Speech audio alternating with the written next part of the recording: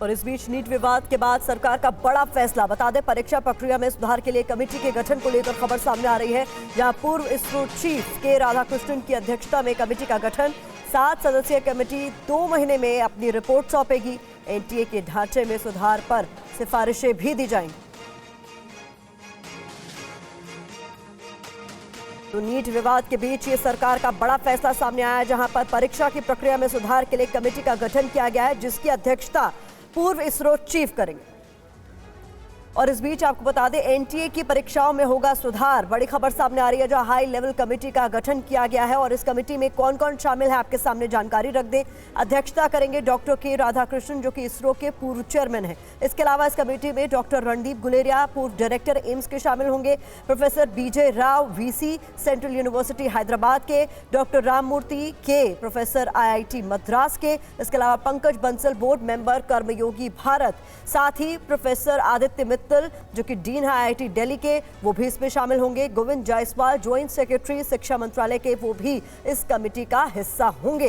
तो इस high level committee में काम क्या क्या होगा, ये भी आप समझ लीजिए। इस कमेटी का गठन किया गया है ताकि परीक्षा व्यवस्था में सुधार को लेकर चर्चा हो और कोई आउटकम निकले, निष्कर्ष निकले। डेटा सुरक्षा प्रोटोकॉल में सुधार की उम्मीद भी की जा रही है और एनटीए की कार्यप्रणाली को देखा जाएगा, समझा जाएगा और उसमें अगर कोई बदलाव की जरूरत है तो उसकी समीक्षा भी की जाएगी। इस बीच आपको बड़ी खबर बता देते हैं, देवघर से गिरफ्तार सभी लोगों के नाम अब सामने आ गए हैं। चिंटू उर्फ बलदेव कुमार गिरफ्तार कर लिया गया है। परमजीत उर्फ बिट्टू भी गिरफ्तार कर लिया गया है। पंकु और काजू उर्फ प्रशांत भी गिरफ्तार कर लिए गए हैं। राजीव उर्फ कारू भी गिरफ्तार किए गए। वो लोग हैं जिन्हें गिरफ्तार किया गया है। अजीत कुमार भी देवघर से अरेस्ट कर लिया गया है।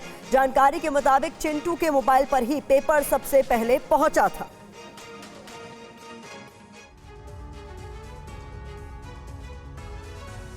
नीट का पेपर लीक हुआ है, ये अब बिहार EOU ने भी मान लिया है। TVN भारतवर्ष की खबर पर EOU ने भी मुहर लगा दी। आर्थिक अपराध इकाई ने शिक्षा मंत्रालय और एनटीए को एक जांच स्टेटस रिपोर्ट सौंपी है, जिसमें कहा गया है कि नीट का पेपर लीक हुआ है। EOU ने पेपर लीक से जुड़े कई सबूत भी पेश किए। रिपोर्ट में पैसे के लेन देन, पेपर सॉल्वर के कनेक्शन के बारे में जानकारी दी। EOU की रिपोर्ट में क्या खुलासे हुए हैं, आपको बताते हैं। EOU रिपोर्ट में नीट परीक्षा का पेपर लीक होने के बाद रिपोर्ट में पटना के सेफ हाउस में क्या क्या हुआ, इसके बारे में जानकारी। EOU ने किंगपिन संजीव मुखिया, चिंटू पिंटू की भूमिका के बारे में जिक्र किया। रिपोर्ट में आर्थिक लेन देन के सबूत मिलने के बाद पेपर लीक के सबूत के तौर पर 13 लोगों के बयान की भी कॉपी सौंपी गई। जले हुए प्रश्न पत्र की फॉरेंसिक जांच का जिक्र, गिरफ्तार सिकंदर, अखिलेश और बिट्टू के पास से कई छात्रों के एडमिट कार्ड मिलने की जानकारी। आर्थिक अपराध इकाई की रिपोर्ट में TV9 की ओर से गेस्ट हाउस प्रकरण के खुलासे के बाद बिहार के डिप्टी CM ने जो सबूत पेश किए थे, उनका भी जिक्र किया गया है। और इस बीच बड़ी खबर आ रही है, बिहार नीट पेपर लीक मामले में एक्शन तेज हो गया है। बिहार पुलिस झारखंड के हजारीबाग पहुंची है। 5 सदस्यीय टीम हजारीबाग के लोहसिंघना नीट पेपर सेंटर पहुंची है, जहां पर केंद्र अधीक्षक और कर्मचारियों के बयान भी लिए गए हैं। इसी केंद्र से नीट का पेपर लीक हुआ था। TV9 भारतवर्ष की टीम वहां पहुंची जहां से पेपर लीक हुआ था, जिसे सेफ हाउस में छात्रों को प्रश्न पत्र रटवाया गया था। वहां TV9 संवाददाता रुपेश कुमार पहुंचे। और ये वो मकान है सामने, ये जो लर्न प्ले स्कूल आपको दिख रहा है, ये नीचे लर्न प्ले स्कूल है और ऊपर जिस तरीके से थोड़ी सी हरियाली दिख रही है और वहाँ पर ऐसा निशान दिख रहा है कि ऊपर कुछ दिनों पहले तक यहाँ पर लोग रहते आए हैं। जो एक मुझे पता चला कि आशुतोष नाम के व्यक्ति यहाँ पर रहते आए हैं। लेकिन आसपास का आप इलाका देखिए, कूड़े का ढेर है और पूरा वीरान, खाली ज़मीनें हैं। कुछ दूर पर आप देखेंगे तो कुछ मकान वहाँ पर बनते हुए आपको दिखलाई देंगे। यानी कि एक तरह से जिसे सेफ हाउस कहा जा रहा है, ये जो अवैध काम करने वाले लोग हैं उनके लिए बिल्कुल मुफीद जगह है, मुफीद माहौल है उनके लिए। ना आसपास कहीं ज़्यादा आबादी है, ना ज़्यादा लोग हैं। यहाँ तक पहुँचने का हमारा मकसद ये था कि पुलिस ये पता लगाए। सिर्फ पूछताछ के क्रम में इस लर्न प्ले स्कूल का जिक्र तो जरूर आया है, लेकिन पुलिस ये पता लगाए कि क्या सिर्फ नीट पेपर लीक के मामले में ही इसका इस्तेमाल हुआ है या फिर ये जो सॉल्वर गैंग है, ये गैंग और भी जो पेपर लीक हुए हैं जिनका लिंक जुड़ा है पटना से, क्या उसका इस्तेमाल, क्या इस सेफ हाउस का इस्तेमाल, क्या इस learn play school, learn boys hostel का इस्तेमाल पहले भी होता आ रहा है। नीट और यूजीसी नेट परीक्षाओं पर विवाद के बीच केंद्र सरकार ने पेपर लीक की घटनाओं को रोकने के लिए एंटी पेपर लीक कानून लागू कर दिया है। इस कानून में 10 साल तक की सजा और 1 करोड़ तक के जुर्माने का प्रावधान है। इस कानून को लेकर छात्र क्या सोचते हैं, सुनिए। क्योंकि नीट में घोटाला हुआ, अभी नेट का एग्ज़ाम था उसमें बहुत बड़ा घोटाला हुआ है। तो ऐसे तो फिर यूथ जो पढ़ता है, स्टूडेंट दिन रात पढ़ता है, मेहनत करता है, वो तनाव में आ जाएगा। मानसिक तनाव तो स्वाभाविक ही है, आएगा ही। तो ये है, कानून ले आओ लेकिन कानून का पालन होना ज़रूरी है। मैं मेरी ही बात करूं तो ये है, पिछले 6 महीने से मैं लगातार लाइब्रेरी आ रहा हूं और इस बार जो एग्ज़ाम लगी थी NTA वाला, उसमें मेरे 105 क्वेश्चन थे राइट। अब मैं सोच रहा था कि लगभग JRF क्लियर है और मैंने अपने पूरे सामान पैक कर लिए थे घर जाने के लिए। मेरे को बीच रास्ते में पता चला कि पेपर कैंसिल हो गया। कानून की फेलियर की वजह से तो पेपर आउट होता है। जैसे मान लो सर 5 साल की सज़ा और 1 करोड़ का जुर्माना। जिस कर्मचारी ने ये पेपर आउट किया तो उसने बहुत पैसा ले लिया, तो उसको हटा दो, कोई फ़र्क नहीं है, 5 साल की सज़ा दे दो। सज़ा का प्रावधान सर बहुत कठोर होना चाहिए। जैसे अंग्रेज़ों के ज़माने में काला पानी है, वैसी सज़ा जब 5 साल सूर्य के दर्शन न और वैसी सज़ा मिले तो विद्यार्थी का दुख दर्द उस कर्मचारी को पता चले। और इधर नीट पेपर लीक पर सियासी घमासान भी जारी है। तेजस्वी यादव ने कहा है कि उनके पास सबके फोटो हैं, सरकार सही तरीके से जांच नहीं करेगी तो दिखाना पड़ेगा। तेजस्वी के बयान पर बीजेपी ने पलटवार किया। है उस संजीव मुखिया का, वो हमको बताना पड़ेगा, दिखाना पड़ेगा, सार्वजनिक करना पड़ेगा। तो इससे बेहतर है कि जांच एजेंसियां जो है निष्पक्षता से जांच करें और बाद में ये सब चीज़ छुपने वाला थोड़ी है।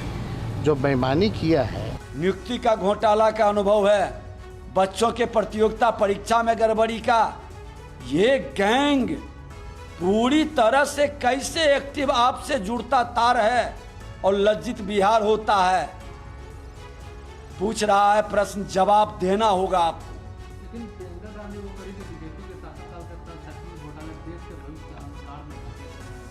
तो मैं तो पूछ रहा हूं कि बिहार में शासन में वो बैठे थे, कॉपी घर में कौन लिखवाता था? तो ये फोटो तो अभी रास्ता चलते कोई भी सेल्फी ले लेता है, कोई भी कहीं खिंचा लेता है। आपके पास प्रमाण है तो जारी करिए, उपलब्ध कराइए। और इधर नीट और नेट परीक्षा में धांधली को लेकर कांग्रेस नेता दिग्विजय सिंह ने आरएसएस और बजरंग दल पर प्रहार किया है। दिग्विजय सिंह ने कहा है कि हिंदू छात्रों के साथ अन्याय हो रहा है तो फिर ये मौन क्यों है?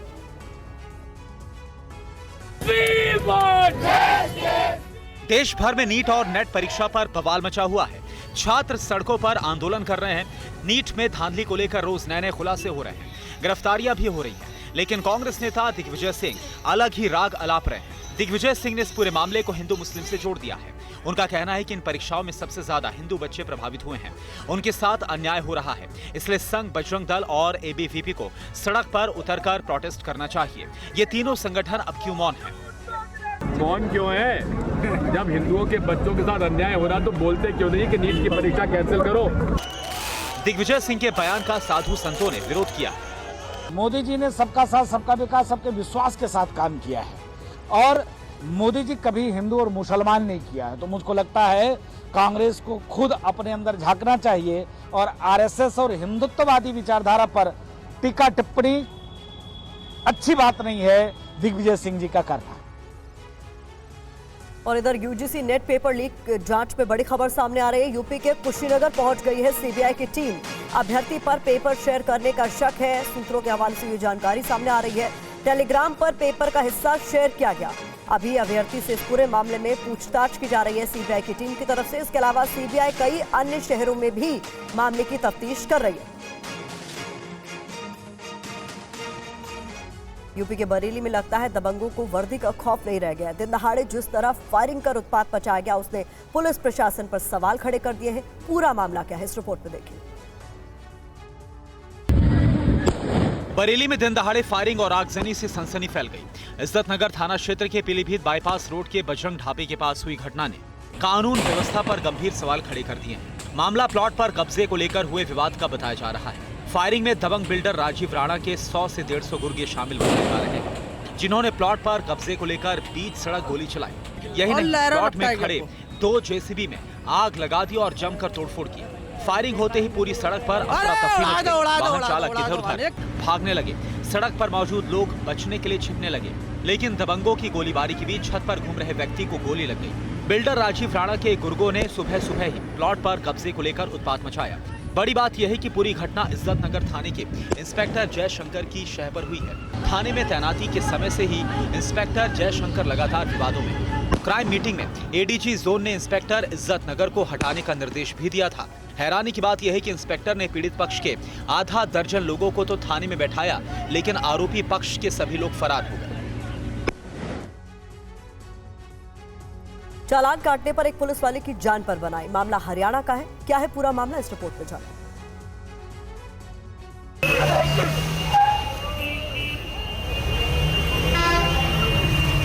फरीदाबाद के बल्लभगढ़ की ये तस्वीरें हैं, जहां ड्राइविंग सीट पर बैठे शख्स ने पुलिस के एसआई को घसीटने की कोशिश की है।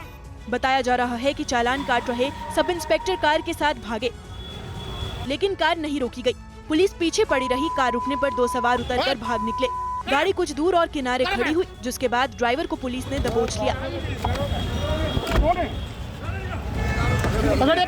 बताया जाता है कि बीच रोड पर कार खड़ी करके कार चालक सवारियां बिठा रहा था, जिससे जाम लग रहा था।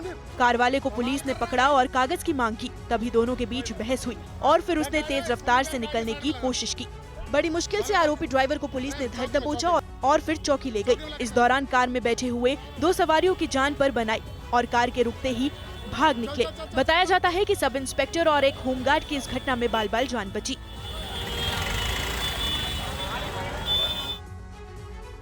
और इस बीच बड़ी खबर आपको बता दें, शिमला में समर हिल रेलवे पुल गिरने का खतरा बढ़ गया है। रेलवे पुल के नीचे की जमीन खिसकी है। शिमला आने जाने वाली सभी ट्रेनें रद्द कर दी गई हैं। रेल सेवा बंद होने से शिमला के पर्यटन पर इसका बुरा असर पड़ा है। तो ये तस्वीरें आप देख रहे हैं, जहां पर पुल गिरने की आशंका के मद्देनजर शिमला आने जाने वाली सभी ट्रेनों को रद्द करना पड़ा है। दरअसल रेलवे पुल के नीचे की जमीन खिसक गई है, जो तस्वीरों में आप साफ तौर पर देख भी सकते हैं। ऐसे में रेल सेवा बंद कर दी गई है। इसके बाद शिमला के पर्यटन पर इसका बुरा असर भी पड़ा है।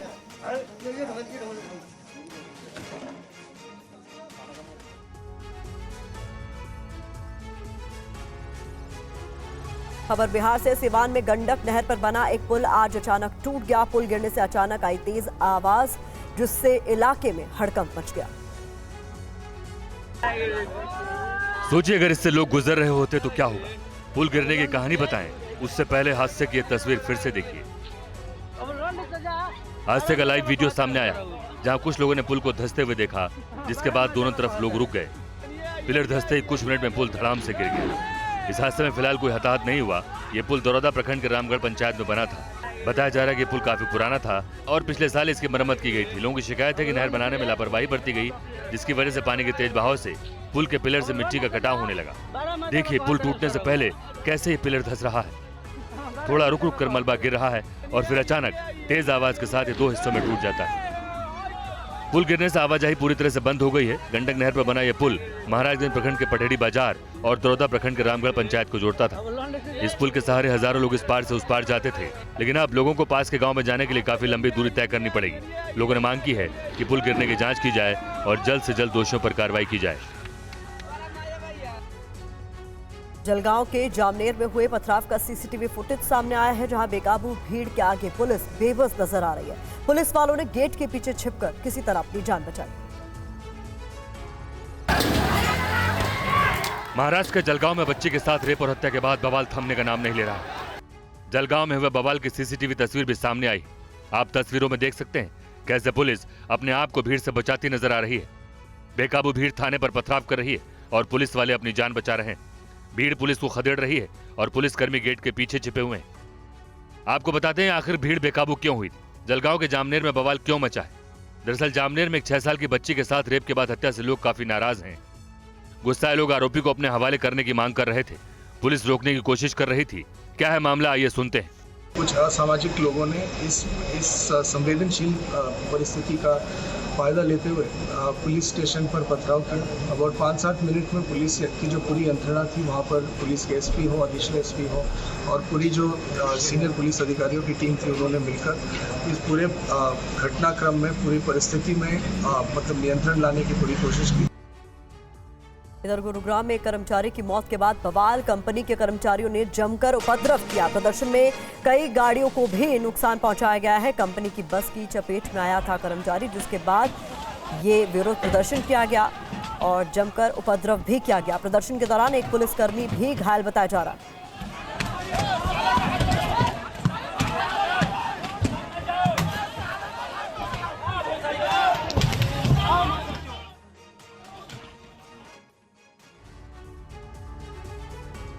गुरुग्राम की एक सोसाइटी में गार्ड और कुछ लोगों के बीच जमकर मारपीट हुई। मारपीट के दौरान गाड़ी से कुछ लोगों को कुचलने की कोशिश भी की गई।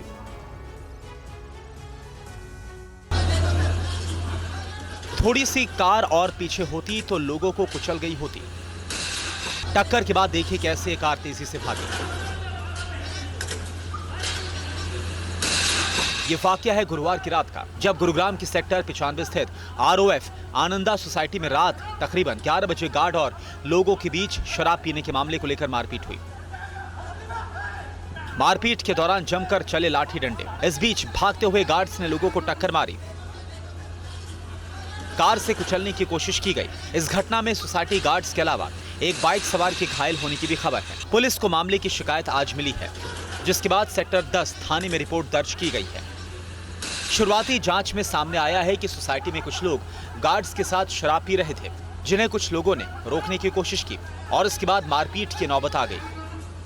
काफी देर तक चले हंगामे के बाद आखिरकार सोसाइटी के लोगों ने दोनों सुरक्षा गार्ड को खदेड़ दिया। दिल्ली की जल मंत्री आतिशी का अनशन जारी है। आतिशी ने कहा है कि जब तक हरियाणा सरकार दिल्ली के लोगों को पानी नहीं देती, तब तक वो अनशन पर बैठी रहेगी। दिल्ली में कुल 1005 MGD पानी आता है जो दिल्ली के घरों में जाता है। इसमें से 613 MGD पानी हरियाणा से आता है, लेकिन पिछले कई हफ्तों से लगातार हरियाणा सिर्फ 513 MGD पानी भेज रहा है। यानी 100 MGD पानी, 100 मिलियन गैलन प्रतिदिन पानी कम भेज रहा है। दिल्ली वाले इतने कष्ट में हैं, इतने परेशान हैं, एक एक बूंद पानी के लिए तरस रहे हैं। इसलिए मैं कल से अनशन पर बैठी हूँ। मैंने आज सुबह फिर से दिल्ली जल बोर्ड से सारे आंकड़े मंगवाए, लेकिन आज भी पानी की कमी बनी हुई है। कल पूरे दिन भर में 110 MGD पानी हरियाणा से कम आया है। इसका मतलब आज 28 लाख से भी ज़्यादा लोगों को पानी नहीं मिल पाएगा। मैं इस अनशन पर तब तक बैठी रहूँगी जब तक हरियाणा सरकार दिल्ली के लोगों को पानी नहीं देती। यूपी की 80 लोकसभा सीटों पर बीजेपी उम्मीद के मुताबिक प्रदर्शन नहीं कर सकी। इसकी जिम्मेदारी प्रदेश अध्यक्ष भूपेंद्र चौधरी ने ली है। लोकसभा चुनाव में बीजेपी को उत्तर प्रदेश में ऐसा झटका लगा कि पार्टी बहुमत से दूर रहेगी। यूपी से जुड़े बीजेपी के पदाधिकारी हार के कारणों पर विचार विमर्श में जुटे। इस बीच सूत्रों से मिली जानकारी के मुताबिक यूपी बीजेपी अध्यक्ष भूपेंद्र चौधरी ने यूपी में खराब प्रदर्शन के लिए नैतिक जिम्मेदारी ली। बीजेपी के राष्ट्रीय अध्यक्ष जेपी नड्डा से मुलाकात में भूपेंद्र चौधरी ने यूपी में उम्मीद के मुताबिक नतीजे नहीं आने के लिए नैतिक रूप से खुद को जिम्मेदार ठहराया।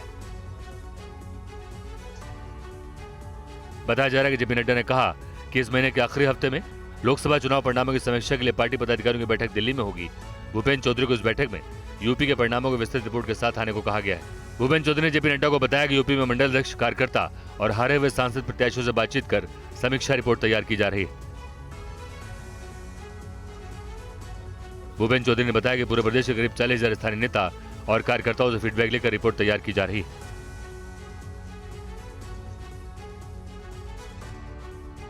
केंद्रीय कृषि मंत्री शिवराज सिंह चौहान के बेटे कार्तिकेय चौहान ने बड़ा बयान दिया है। उन्होंने कहा है कि हमारे नेता के सामने दिल्ली भी नतमस्तक है। जब इतनी प्रचंड जीत के बाद हमारे नेता गए हैं तो आज पूरा दिल्ली भी नतमस्तक है। आज पूरा दिल्ली भी उनको जानता है, उनको पहचानता है, उनकी सम्मान करता है। और दिल्ली क्या, कश्मीर से लेकर कन्याकुमारी तक अगर किसी देश में सबसे बड़े नेताओं में अगर गिनती की जाती है तो हमारे नेता आदरणीय शिवराज सिंह चौहान की गिनती की जाती है। कार्तिकेय केंद्रीय कृषि मंत्री शिवराज सिंह चौहान के बेटे। बुधनी में विधानसभा से शिवराज सिंह चौहान की ऐतिहासिक जीत पर जनता का आभार जताने के लिए एक कार्यक्रम आयोजित किया गया था, जिसमें कार्तिकेय की माता साधना सिंह भी शामिल थी। कार्यक्रम को वीडियो कॉन्फ्रेंसिंग से शिवराज ने भी संबोधित किया। इस दौरान कार्तिकेय ने बड़ा बयान दिया। पहले मुख्यमंत्री के रूप में भी हमारे नेता लोकप्रिय थे, लेकिन पता नहीं आजकल ऐसा क्यों लगता है जब मुख्यमंत्री नहीं रहे तो और ज्यादा लोकप्रिय हो गए। और अब जब इतनी प्रचंड जीत के बाद हमारे नेता गए हैं तो आज पूरा दिल्ली भी नतमस्तक कार्तिक ने यह भी कहा कि दुनिया में 2023 के चुनाव में कई उंगलियां उठी, लेकिन बुधनी की जनता ने बुद्धिजीवियों को मुंहतोड़ जवाब देने का काम किया है। तेलंगाना सरकार ने किसानों के 2 लाख तक के कर्ज माफ करने का फैसला किया है। मुख्यमंत्री रेवंत रेड्डी ने कहा है कि हमने जो वादा किया था उसे निभाया। तेलंगाना के रेवंत रेड्डी सरकार ने किसानों को बड़ा तोहफा दिया है। तेलंगाना के मुख्यमंत्री रेवंत रेड्डी ने कहा कि किसानों के लिए 2 लाख रुपए की कर्ज माफी जल्द ही लागू की जाएगी। सरकार के फैसले से उन किसानों को लाभ मिलेगा जो 12 दिसंबर 2018 से 9 दिसंबर 2023 के बीच 2 लाख रुपए तक का कर्ज लिया है। कर्ज माफी से राज्य के खजाने पर लगभग 31 करोड़ रुपए का बोझ पड़ेगा। मुख्यमंत्री रेवंत रेड्डी ने कहा कि उनकी सरकार 2 लाख रुपए की कृषि ऋण माफी के अपने चुनावी वादे को पूरा कर रही है। वहीं किसानों की कर्ज माफी पर कांग्रेस सांसद राहुल गांधी सभी परिवारों को बधाई दी है। कांग्रेस सरकार ने अपने 2 लाख रुपए तक के सभी ऋण माफ कर किसान न्याय के संकल्प को पूरा करने की दिशा में ऐतिहासिक कदम बढ़ाया है, जो 40 लाख से ज्यादा किसान परिवारों को कर्ज मुफ्त बनाएगा। जो कहा करके दिखाए, यही नियम है और आदत भी। राहुल गांधी ने कहा कि कांग्रेस सरकार का मतलब है कि राज्य का खजाना किसानों और मजदूरों पर खर्च करना। राहुल ने कहा कि कांग्रेस की जहां भी सरकार होगी वहां हिंदुस्तानियों पर धन खर्च होगा, पूंजीपतियों पर नहीं। प्रधानमंत्री नरेंद्र मोदी के निमंत्रण पर बांग्लादेश की पीएम शेख हसीना 2 दिवसीय राजकीय यात्रा पर हैं। पीएम मोदी ने इस मौके पर सीमा पार आतंकवाद से निपटने समेत कई मुद्दों पर द्विपक्षीय बातचीत की। मोदी सरकार के तीसरी बार सत्ता संभालने के बाद भारत की द्विपक्षीय राजकीय यात्रा पर आई शेख हसीना पहली विदेशी अतिथि हैं। पिछले 5 साल में शेख हसीना और पीएम मोदी के बीच 10 बार मुलाकात हो चुकी है। शेख हसीना के साथ द्विपक्षीय वार्ता के बाद पीएम मोदी ने कहा कि रक्षा संबंधों के साथ ही आतंकवाद, कट्टरवाद और सीमा के शांतिपूर्ण प्रबंधन पर जोर दिया गया है। अखौड़ा अगरतला के बीच भारत बांग्लादेश का 6ठा क्रॉस बॉर्डर रेल लिंक शुरू हो गया है। भारत बांग्लादेश के बीच पहली क्रॉस बॉर्डर फ्रेंडशिप पाइपलाइन पूरी की गई है। रक्षा सहयोग को और मजबूत करने के लिए डिफेंस प्रोडक्शन से लेकर सैन्य बलों के आधुनिकीकरण पर हमारी विस्तार से चर्चा हुई। हमने काउंटर टेररिज्म, कट्टरवाद और बॉर्डर के शांतिपूर्ण प्रबंधन पर अपनी सहभागिता को मजबूत करने का निश्चय किया है। और इस बीच बड़ी खबर आपको बता दें, कश्मीर के उरी सेक्टर में घुसपैठ की साजिश को नाकाम कर दिया गया है। एलओसी पर बीएसएफ जवानों ने ये साजिश नाकाम कर दी है। ऑपरेशन में सेना के जवान भी शामिल हैं। गुहलान इलाके में घुसपैठ की कोशिश की जा रही थी, जिसे नाकाम कर दिया गया है। ये उरी सेक्टर से बड़ी खबर सामने आ रही है। यहाँ जो ऑपरेशन चलाया गया उसमें भारतीय सेना भी शामिल रही। बीएसएफ के जवानों ने इस साजिश को नाकाम किया।